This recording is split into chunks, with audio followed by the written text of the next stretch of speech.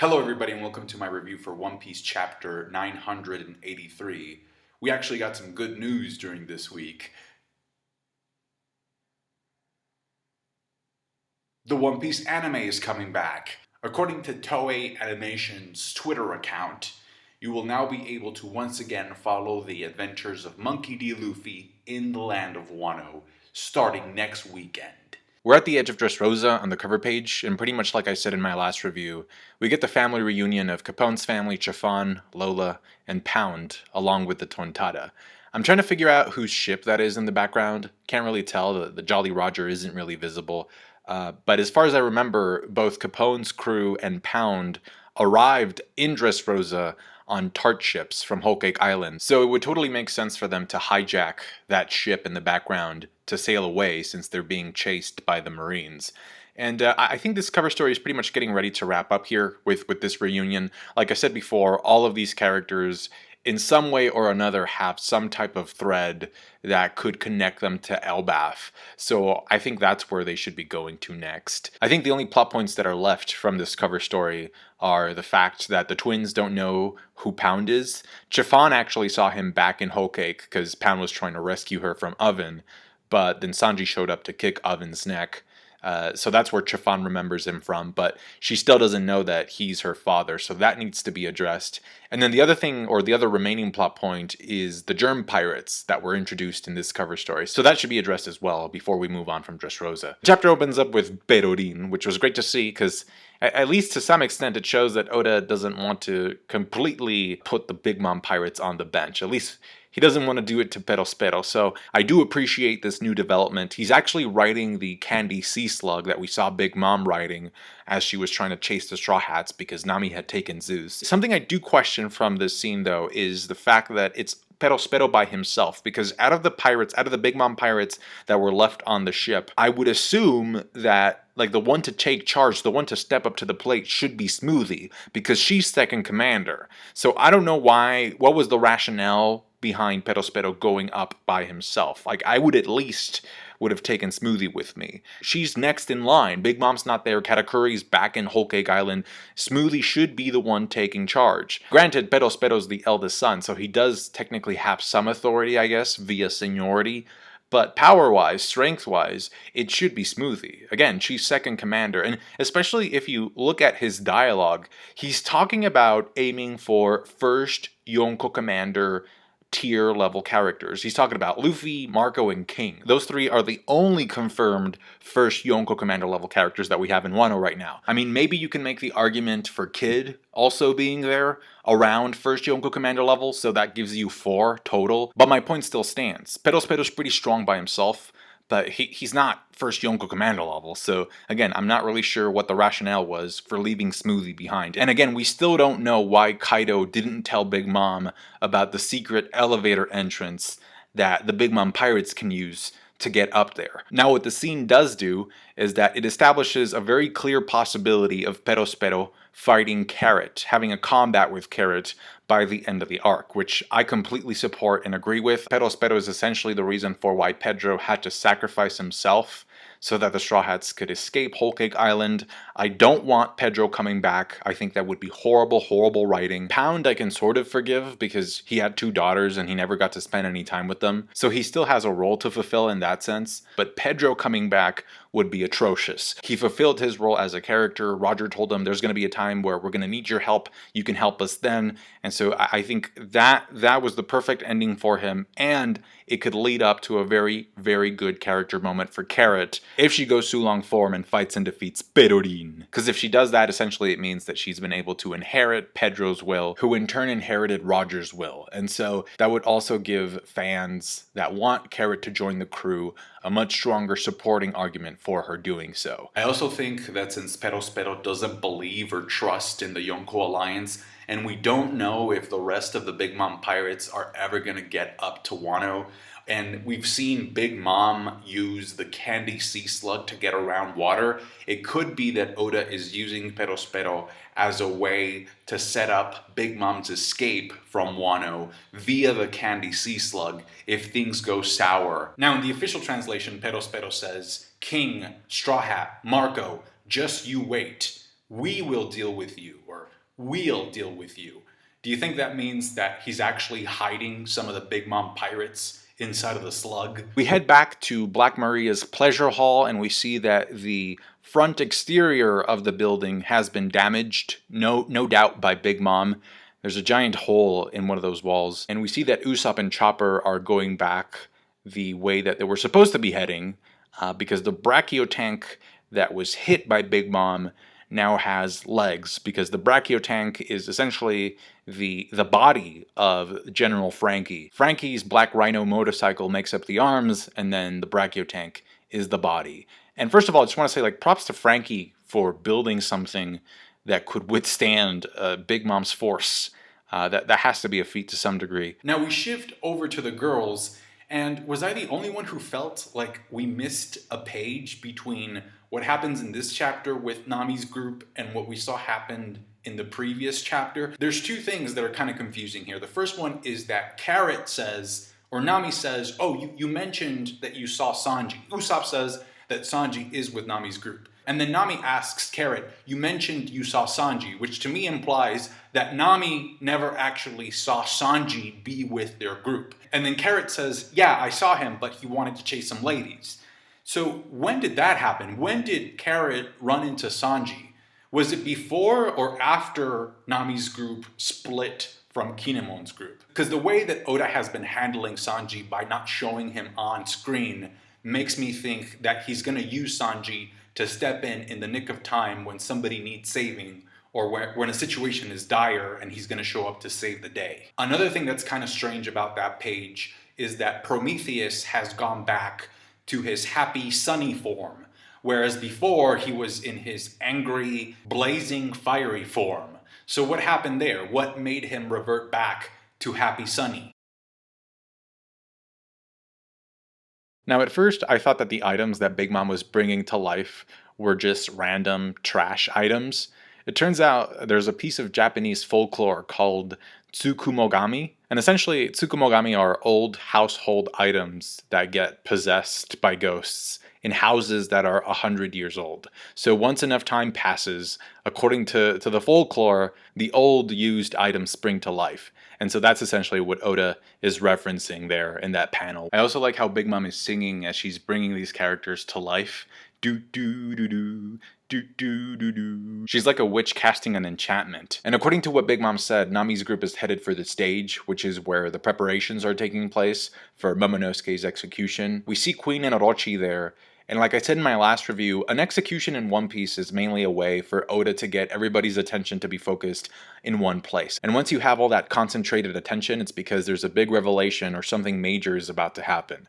That's always been the case in the series. And since the goal of Nami's group is to rescue Momonosuke, they should be arriving at the crucifixion just in time. Now the page with Zorro, the page with Kid and Killer, and then the page where Luffy says, I'm Luffy, Kaizo Koni, Ore wa Naru, I'm going to be the king of the pirates. I think those three pages flow very well together, and I'm going to tell you why. So the first one is the Zorro page, and he's up against some gifters with insect powers, or, Smiley Devil Fruit users with insect powers. The big one in front of Zorro is actually a stag beetle, and you can tell because of the way that he laughs. It's stag. And then there's also a rhinoceros beetle, the short one, because he's laughing rai. So rhinoceros beetle, or kabuto in Japanese. He has the little, the kabuto that Usopp uses. But the point here is that all those insect gifters are taunting Zorro, and they're telling him, just give up. Give up, join Kaido. We also tried becoming king of the pirates and we failed. It's much easier if you join Kaido. So what this does is that it sets up Zorro to have an epic response to those claims, to that discouragement. Number one, he can say something epic about Luffy, like how Luffy is the one who's actually going to become king of the pirates, which again is what Luffy says in this chapter. So that's why these three pages go together. And this is, the feeling that I've been getting. If you watched my Straw Hats Conquerors Haki video, King's Haki video, in that video I explain why I think that Oda is setting up Zorro to showcase Conquerors Haki very, very soon in the story. And so the fact that Zorro is being taunted by these characters that seem to be pretty submissive, right, and that have given up, I think sets up an opportunity for a great contrast between the follower personality of these gifters versus Zorro's personality of like, I have my own ambition, I do what I want, and then you could just... Now in the Kid and Killer page, Killer tells Kid that they're going to have a really hard time breaking through the front lines, which to me makes me think, so then does that mean that Luffy already broke through, right? And if so, I guess we didn't see that. But anyway, Kid says that he's lost sight of Heat. Heat, if you remember, is a crew member of Kid's crew. He's the one that looks like a zombie that can spit fire out of his mouth. And because he can spit fire, I think it would be a good idea for him to show up where Zorro is and use his fire against those insects. I think that would be kind of cool. Now in that page with Kid, Yamato is in the background. We don't get to see him, but we get to hear him. Because according to the official translation, there's a dialogue where the gifters are about to attack Kid, but they turn back. Something catches their attention in the back, so they turn their attention away from Kid, and it's a dialogue of somebody saying, "Wait, sir, Master Kaido is looking for you." And then Yamato responds, "Don't concern yourself with me, just let me go." So that was Yamato. Then we go to the Luffy and Ulti scene, and we see the damage left behind on the stairs. It's terrible. It literally looks like page 1's face was being used to split the stairs in half. And so this is where Luffy introduces himself and he says, "Kaizo Koni ore wa naru, I'm gonna be king of the pirates." To which Ulti responds, "I beg your pardon." And I like how the official translation has her saying, "You ultra buffoon," like ultra Ulti. I wonder if Yamato was able to hear Luffy's introduction. And so when he says, "I'm gonna be king of the pirates," maybe that's when Yamato was like, "Oh, that's my guy." Ulti jumps into the air and you can clearly see that she's charging up her head with armament Haki, because you see the lightning lines there. Now at first it can get a little bit confusing and you can think that Ulti is using Conqueror's Haki, but no, it's just armament. And we know this because if Ulti was using King's Haki, Luffy would have to activate his own King's Haki to match hers, and we would have seen some people around them faint. In fact, the whole scene is very reminiscent of that clash Luffy had with the Bull Mink when he first arrived in Zou, and Luffy was also just using armament Haki back then as well. Now immediately after the headbutt, Ulti goes into her hybrid form because she realizes that Luffy is no joke.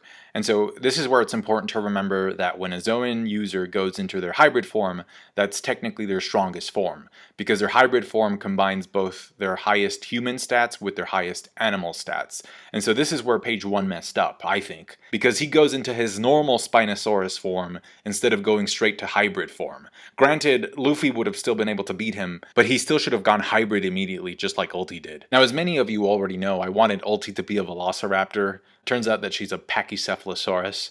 When I was growing up as a kid, we used to call them Packies, just because it was easier to pronounce. There was also another dinosaur called Compsognathus. We used to call them Compies, again, because it was easier to pronounce as well. A Velociraptor would have been awesome, but I think it also would have been the obvious choice. So this is where I think Oda's originality really shines through. And the truth is, I mainly wanted her to be a raptor because I think it suits her personality. I wanted something small and feisty for her, which is essentially what we get with the Pachycephalosaurus. So it all works out in the end. Like if she were a Stegosaurus, that'd be a little weird. But a Pachycephalosaurus also suits her stubborn fierceness. So now I guess we're just missing 3 prehistoric Zou and Devil Fruit type users, right? Well, if you believe that Who's Who is a saber-toothed tiger, then that technically only leaves 2 of the Tobi Roppo that we don't know what devil fruit power they have, and that's Black Maria and Sasaki. Normally I would have assumed that one of them has to be a T-Rex, but thinking a little bit more about it, the T-Rex model would be too similar to like what I think we already have. Like I think it would be too similar to what Drake is and to what page 1 is. So now I'm not sure. I hope we get to see a Triceratops. In addition to Ulti using armament Haki, we find out that she can also use observation because there's a panel with some of the gifters. And by the way, one of those gifters has a chicken on his head, a rooster, I think. And they pretty much think that Luffy is done. But Ulti pretty much says, no, I can sense this guy's Haki. No way he's done after that. So yeah, she's using observation. Luffy blitzes out of the dust and tries this sort of suplex move where he grabs Ulti by the horns to just smash her down into the floor. Page 1 is about to chomp down on Luffy. Luffy dodges, pulling himself up to the roof, and then he blitzes to the floor and gear thirds Page 1 in the jaw with an Elefantogan, and that's pretty much it for Page 1. We don't see him after that. Then Ulti turns into her normal Pachycephalosaurus form, her normal standard dinosaur form, and I think the reason she does that is because if you look at the panel, she grips Luffy, and I think she's trying to hold him down. So she's essentially trying to use her own weight as a dinosaur to try and pin Luffy down. And I think that's why she made that shift from hybrid form to her normal Pachycephalosaurus form, because she weighs more in that standard form. So she's using that weight in her favor. So from what we see of Ulti in this chapter, she's actually a pretty capable combatant. There's a bunch of points in this chapter to support this, aside from the technical fighting moves that I already described that she does in this chapter. First of all, Luffy says that her headbutt hurt.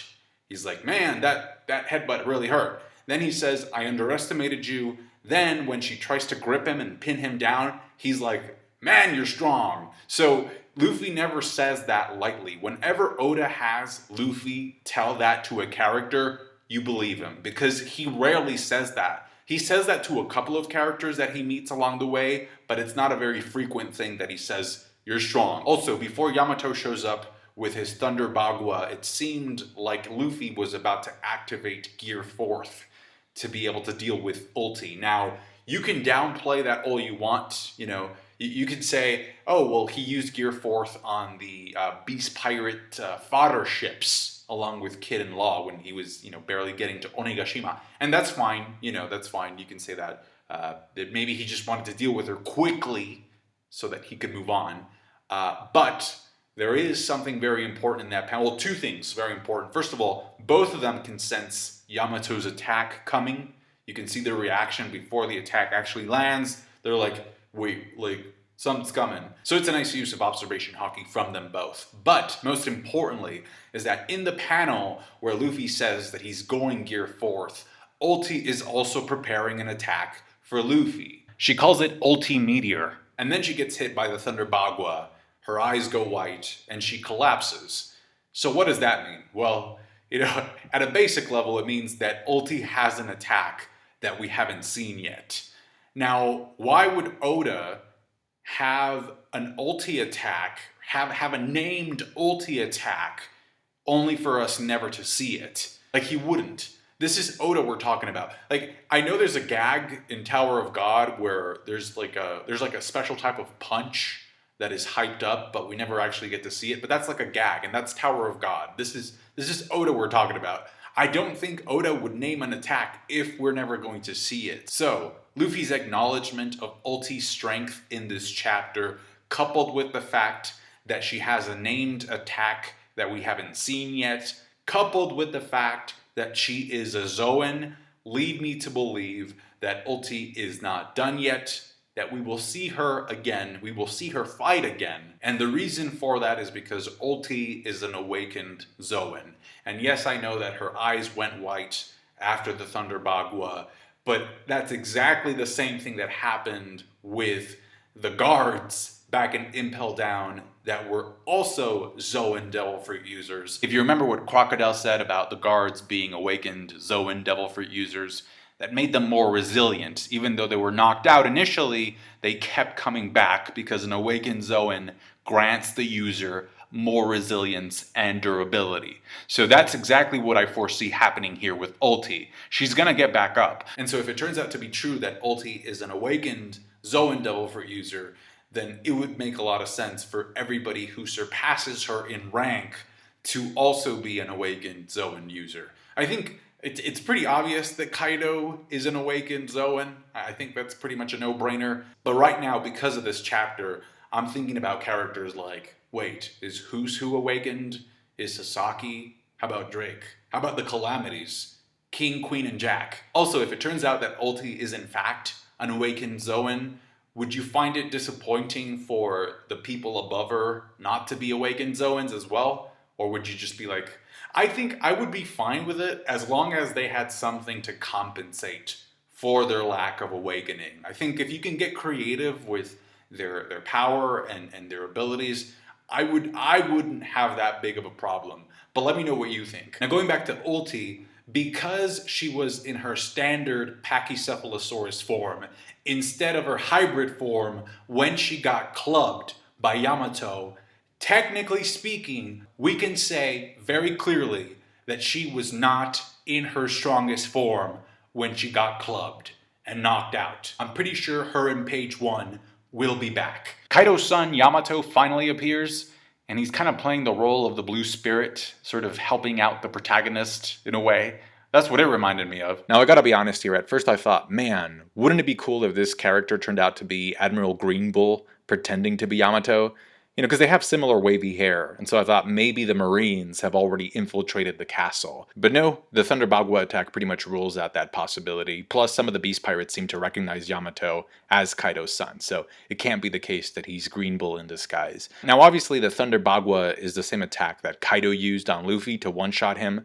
However, I did notice that unlike Kaido, Yamato's club doesn't have spikes. The spikes are blunted. And so this, coupled with what Luffy says later on about Yamato not having that harming intent, lets us know that he has a very different personality than that of his father. Another very interesting thing about Yamato is that he's wearing cuffs with broken chains, because that's essentially how Oden died, with those cuffs, when he was being boiled alive.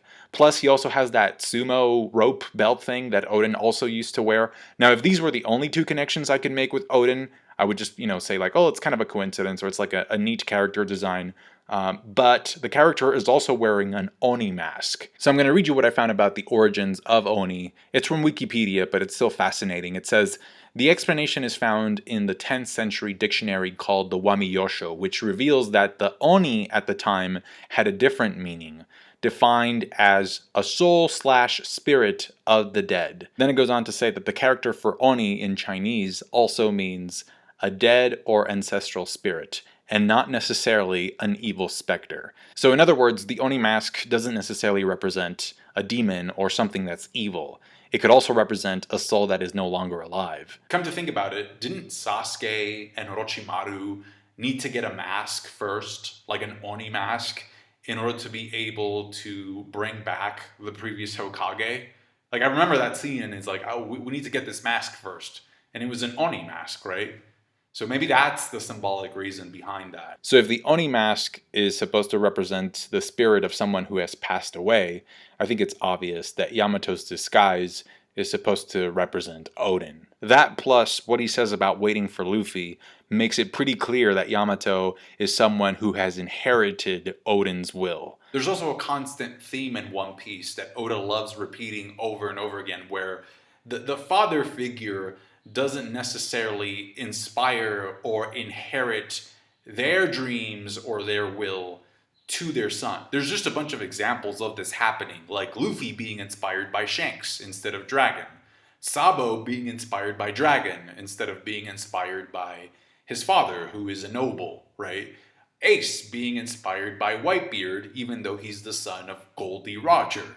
Sanji being inspired by Zeph instead of by Judge. A question I have here, though, is how old is Yamato? Because I'm assuming that he must have been alive in order to hear Oden's last words, or maybe somebody told him about Oden's last words. You remember in chapter 972 where Oden gives this speech in the middle of his execution about how a person is meant to show up in Wano, and that Wano has to be ready to help that person achieve their goal. So maybe just like Roger's last speech inspired a lot of people to become pirates, maybe Oden's speech inspired Yamato? Or maybe Yamato heard Toki's speech. Maybe he heard her prophecy.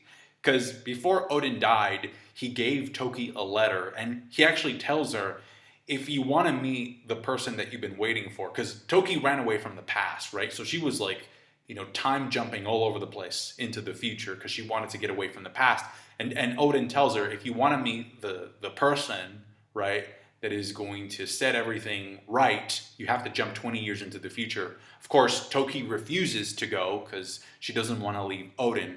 And then she makes this prophecy about, having to wait 20 years' time. And the thing here is that Orochi knows about that prophecy, and so does Kaido. So I'm assuming if Kaido and Orochi know about the prophecy, it wouldn't be too hard for Yamato to also hear about it as well. Now, another question I have is, do you remember the chapter where the Straw Hats split up as they're heading to Onigashima? Well, there was a little, I think it was a bush that was like moving around and stuff. It was behind Jinbei and Robin. And so my question is, if that was not Yamato, or if this is Yamato, then who was that character? Who's following Jinbei and Robin? That's my question. It's probably going to turn out to be like somebody like Tama. I also want to know if like Yamato's horns are his actual horns or if they're part of his mask. Lastly, there's a scene in chapter 973 where Kaido meets Momonosuke, right before the time jump, and Momonosuke says, well, this is where Kaido says, your father is a fool of a lord. And then Momonosuke says, my father is a brave warrior, or was a brave warrior. And one day I will carry this country on my shoulders, or something like that. And then Kaido responds, that's a dream that, you basically copied out of somebody else. Like you inherited that dream verbatim. And so he doesn't respect that. Kaido doesn't respect that. And so that's interesting because to me that implies that maybe if Momonosuke had his own dream, like his own ambition, he would respect him a little bit more. And so I find it fascinating, number one, that Yamato is still alive. I find the fact that Kaido is somehow able to tolerate Yamato fascinating because Yamato, again, he inherited Oden's will, Oden's dream in a sense. So I really want to see what that father-son dynamic is like. And then number two, after this chapter, I actually think that the reason for why Kaido is a drunk and we've seen him cry and he doesn't want to live anymore is because deep down he may feel disappointed in himself as a father that his own son is actually following Oden's wishes. Honestly, I thought the chapter was pretty good. Let me know your thoughts about it and the points that I raised throughout this video down below in the comments section. Thanks again for watching. Catch you guys later. Take care. Bye.